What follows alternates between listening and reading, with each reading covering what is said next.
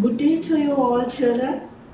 I'm happy to meet you with a literature lesson in this session, which is organized by the Provincial Department of Education, Northern Province, under LMDM unit. Appreciation of English literary texts, GC Ordinary Level, Term 3, Poetry. Today we are going to learn a humorous poem, Two's Company, in this session. Welcome to this session. In your grade 11 third term syllabus, you have two poems. One is Fear, that comes under the theme Life. And the last poem that you are going to study in your grade 11 third term syllabus is Two's Company by Raymond Murphy. What do you think about this title? How many are mentioned here? It's two, and it's their company. What is company? Maybe one of the business institution or something like that. And here this company means friendship or companionship or togetherness of some people. Here how many people are together? Two. The poem is Two's Company. It comes under the theme humor. You know, students, humor always, if it is humor, that makes us laugh, that gives us relief from our stress. Here, this poem is also going to be under the theme of humor, and let's see how it makes us laugh. And you would have already studied some poems related to humor like The Huntsman, Upside Down, and Camel's Hump. They also produced you with lots of humor. You laughed at the poetry. Likewise, let's see about this poem, Two's Company. Two's Company, the poet or the author is Raymond Wilson. You can see the picture of Raymond Wilson in the slide. Dr. Raymond Wilson is a well-known author from New Kensington, Pennsylvania. He has published essays, articles, or chapters in books, encyclopedias, and dictionaries, and many articles in professional journals. So he is a prominent writer of his period. He is a professor of history and the former chair of Department of History at Hayes University, Kansas. He is a member in several professional organizations and has been accorded numerous honors and awards. In 2002, he received the fourth highest State University Pilot Award for outstanding teaching. This is the introduction to the poet. Now let's go to the poem. First of all, we'll have the reading of this poem. Two's Company by Raymond Wilson. The sad story of a man who didn't believe in ghosts. They said the house was haunted, but he laughed at them and said, "Tut, tut! I never heard such tittle-tattle as ghosts that groan and chains that rattle. And just to prove I'm in the right, please leave me here to spend the night." They left him just as dusk was falling, with a hunchback moon and screech owls calling. But what's that? Outside it seemed as if chains rattled. Someone screamed, "Come, come, it's merely nerves. He's certain. But just the same, he draws the curtain. The stroke of 12, but there is no clock. He shuts the door and turns the lock. Of course, he knows that no one's there, but no harm's done by taking care. Someone outside, the silly joker. He may as well pick up the poker. The noise again. He checks the doors, shutters the windows, makes a pause to seek the safest place to hide. The cupboard is strong. He creeps inside. Not that there's nothing to fear, he tells to himself, when at his ear a voice breathes softly, "How do you do? I'm the ghost. Pray, who are you?" Children, you have listened for the reading of the poem, and what elements of this poem make you laugh? Before we see that, we'll deal with some new vocabulary. One is haunted. Have you ever heard of this word haunted? I'm sure you would have heard because you would have watched lots of horror movies. In those movies, you would have come across this word haunted, haunted houses. Here also we have a haunted house. Let's see the meaning of it later. And what is the other thing? Tut tut. It is also new to us. Tut tut. What's that? He said tut tut. So it must be the uttering of the person he. And the next thing is tittle tattle. Tittle tattle also, that we are used to that, but we don't know the meaning. We'll check for that. And rattle, that is also a new word. Then dusk. Every day we experience this thing, but you may not know the meaning of that. Hunchback, screech, screamed,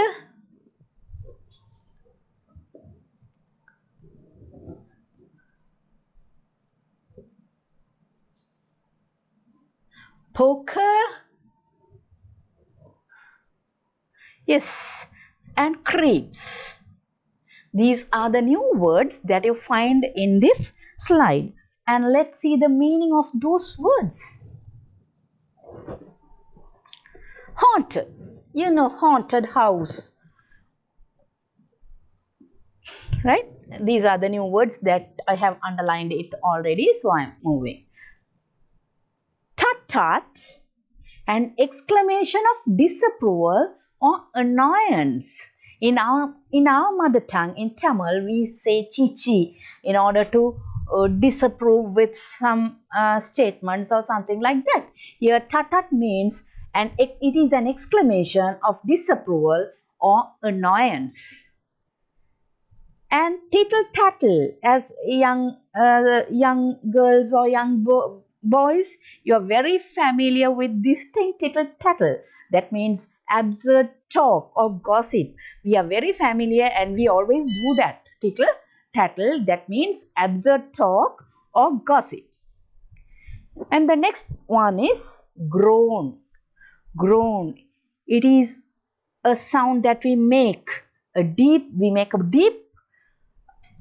inarticulate sound conveying pain or despair. Yes, when we are in pain, we groan. When we are in disparity, we groan. That is an unpleasant sound which is made by us due to pain or despair. And rattle. Here, it's a sound. Here, make a rapid, short, sharp knocking sound, especially when metals are tapped with each other. This kind of rattle sound is made. screech. Give a loud, harsh, piercing sound.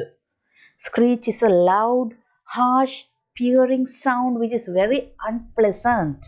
It may cause irritation to the people. Creep. Creep means move very slowly and carefully without making any noise. Right? That is creep. Right. Let's see the word haunted.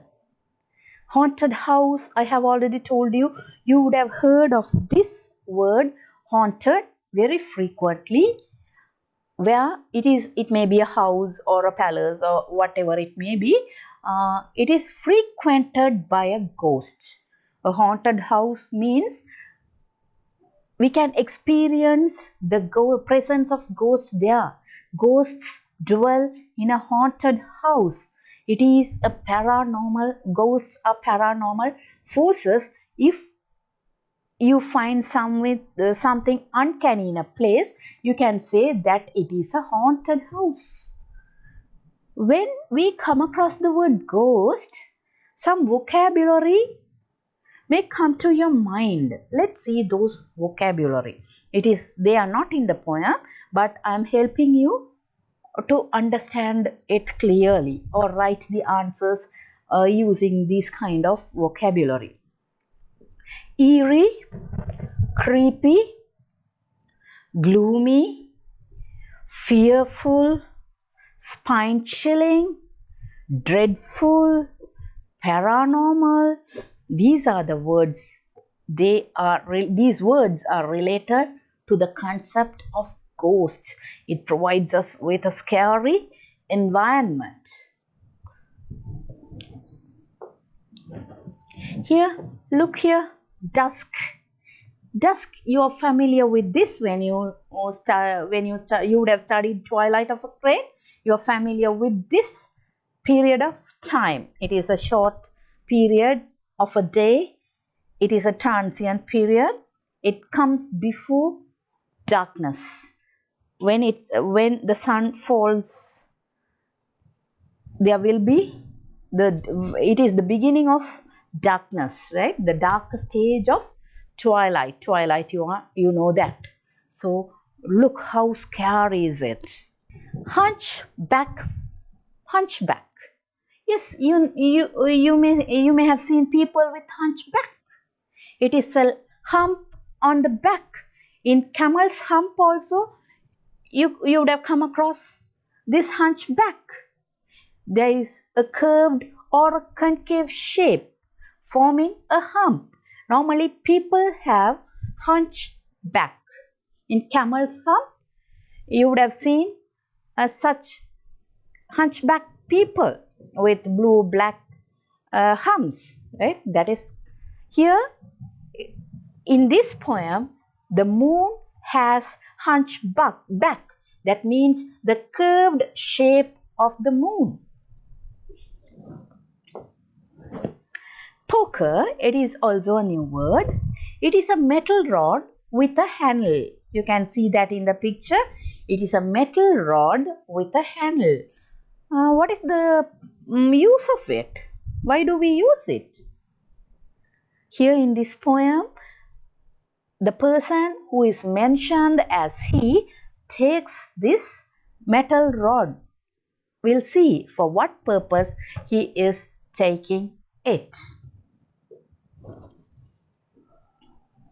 Right, now it's the time for our pre-questions. There are several questions you can see, and let's try to find the answers for those questions. What's wrong with the house? Do you know the answer? What's wrong with the house? What is the adjective used for the house? Here, can you point out the line? It is in the first line. The house was haunted. There you can feel the presence of ghosts. It is very eerie and creepy. It is a very eerie and creepy place. It is haunted with ghosts. Nobody go there. It is abandoned. There is loneliness. When it comes to a haunted house, what images that come to your mind? Can you think of some images? A haunted house with full of cobwebs, bats, owls, a big grandpa's clock, and some other, and curtains, something like that. What are the sounds related with this haunted house? Yes, in Tamil movies we would have seen ghosts that wears anglets and make chling chling sound. Yes, this house may be filled with that kind of sound. And the curtains that move in the air very freely, that may be also a symptom of the presence of ghost. Here, what's wrong with the house? The house was haunted with ghosts. Next question is, how does he react towards these ghost stories? Does he believe in them? Yes, he. Who is the person mentioned as he? Let's see. Can you point out? Yes, he. The person mentioned he here. What did he do? He laughed at them and said, "Tut tut, I never heard such tittle tattle." From this line, we come to know that he is very ridiculous and he is mocking the people who have faith or trust in God, who not God, a ghost, who believes in God. The people who believe in God are mocked by him. He mocks at those people, those who say that there is ghosts, right? And he says, he makes some sounds of disapproval like tut tut. And he says, I have never heard such tittle tattle. I am not used to these gossips. So he is a person who doesn't have any faith or who doesn't believe in ghosts. And he always mocks the people who say that there is ghosts. So he must be a very brave and bold guy, because he challenges the people who say who believe in ghosts. Okay.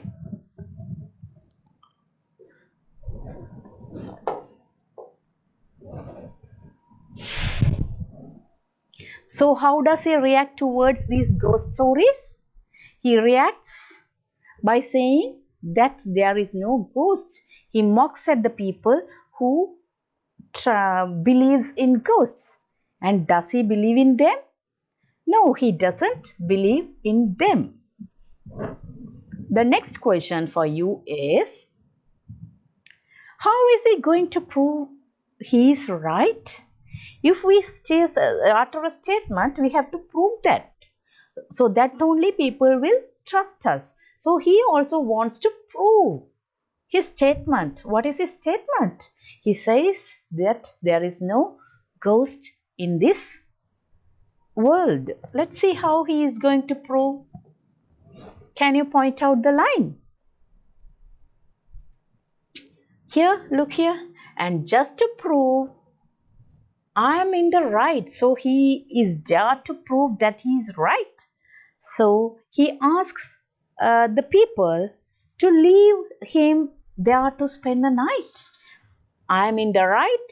Please leave me here to spend the night. This bold guy is ready to challenge the people who believe in ghosts, and in order to prove his statement, he wants to spend the night. Where does he going to spend? Where does he want to spend? He is going to spend the night in the haunted house. How scary is it? Can he be successful in it? So he wants to prove that these ghosts are only in myth by spending the whole night in the haunted house. List out the sounds he hears and his reactions towards each sound. Yes, while spending his night in the haunted house, he heard some sounds that are very creepy and eerie, and they provide a fearful atmosphere. Let's see what are the sounds and how does he react to these sounds. Right. Screech owls calling. That is a sound that he hears. Chains rattle. Someone screamed. And stroke of 12. These are the sounds that he heard when he was in the haunted house. Right here, screech owls. You know owls. We see owls, bats, and some other animals and birds in the haunted house. What do owls do? They hoot. Is it a pleasant sound? Hooting of the owls? Is it a pleasant sound? No. It creates a very fearful, terrific, scary atmosphere. In that house, the screech owls calling could be heard by this person. And chains rattle. I have already told you when ghosts come in films, we hear some metal sounds like anklets. Here, what sound is heard? Chains, metal chains, rattling sound of the metal chain. And further and moreover, he heard someone screamed. Screamed, shouting loud in pain or fear or something like that. Some screaming sound of somebody is also heard in that haunted house. And moreover, stroke of 12. What creates this sound? Stroke of 12. A clock. At what time does ghost appear in our movie?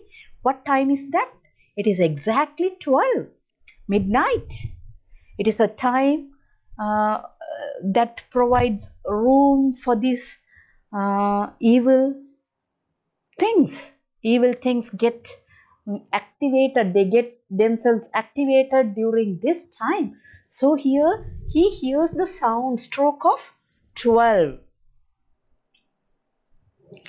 So how the next thing in the same question you can see and his reaction towards each sound. Earlier we saw him as a very bold guy.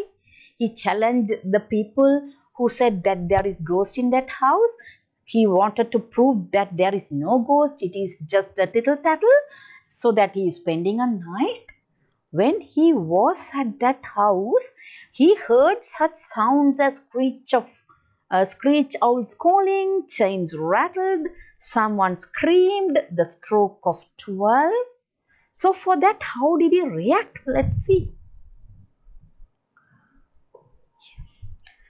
You see, from this line we'll see they left him just as dusk was falling with a hunchbacked moon. You can visualize dusk, the darkness is falling. Darkness was falling with a hunchbacked moon. Hunchbacked moon, it is a curved shape of the moon you have already seen in the picture. So, because as it is a crescent moon, there will be no light. It is dark everywhere. In that darkness, he heard screech owls calling. But what's that? Outside it seems he is thinking about the sound, as if chains rattled and someone screamed. And let's see, what is he doing? What is his reaction towards these sounds? Come, it's merely nerves, he is certain. From this line, we come to know the person is trying to console himself by by blaming the nerves which cause fear in his mind. He just says, come, it's merely nerves, he is certain. But at the same time, he is doing something. What's that? But just the same, he draws the curtain. So, he draws the curtain because why he is drawing the curtain? Because he is scared about these sounds.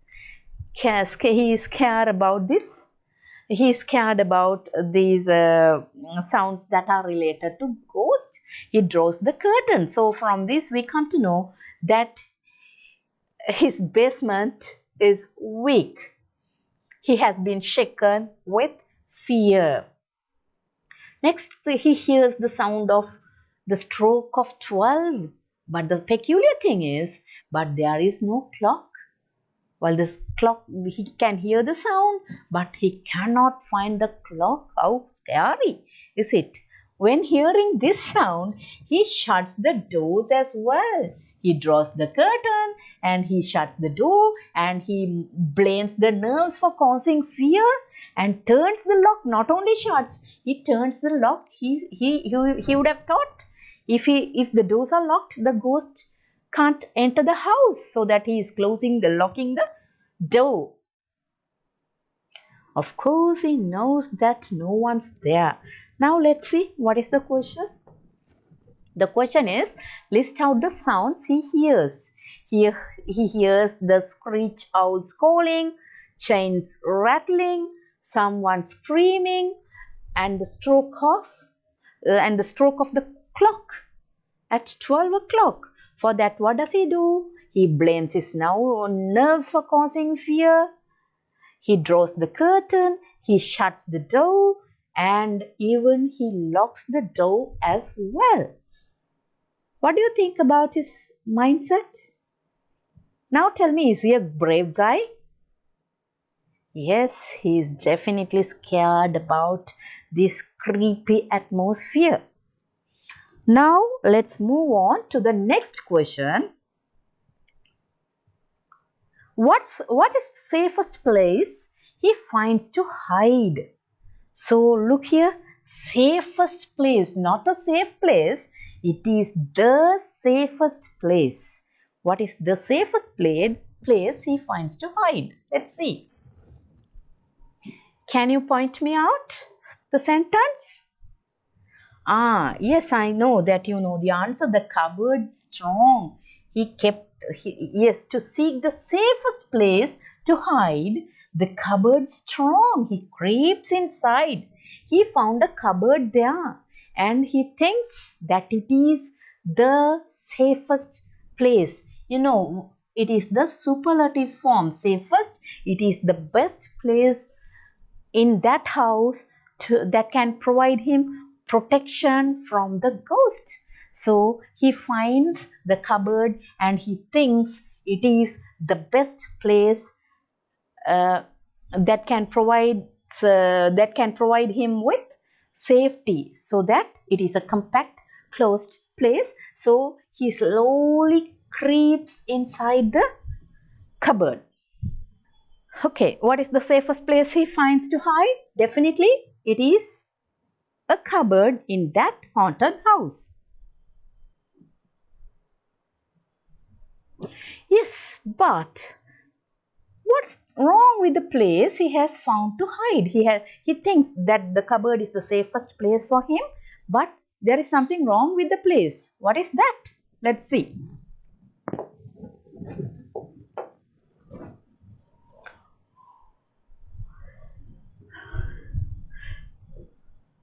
When he is in the cupboard, he says to himself, not that there's anything to fear. He tells himself, when at his ear, a voice breathes softly and a person introduces himself to the person called he. I'm the ghost. Pray, who are you? Here, when he was in the cupboard, he has to experience something peculiar. A voice breathes softly when he is in the cupboard. He feels a voice which is very soft and it's like breath. And the person is introducing itself to our hero. I'm the ghost. Pray, who are you? Who is introducing? Here the ghost. What is ironic here?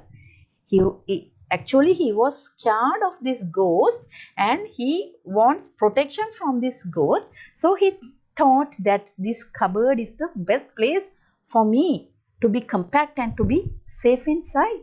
But for our laughter, the poet says, the ghost also dwells in the same place and it is greeting our hero. It is greeting our central character. So the house, the safest place is not actually a safest place because the ghost dwells there. That is the place of the ghost. Ghost also lives in that cupboard. So his wrong choice is depicted through this. Last one. Which words create fear and ghastly atmosphere in the poem? In this poem, when I read the poem, you would have heard some words that cause fear in your mind. Let's see what words are they. Right. Can you point those words?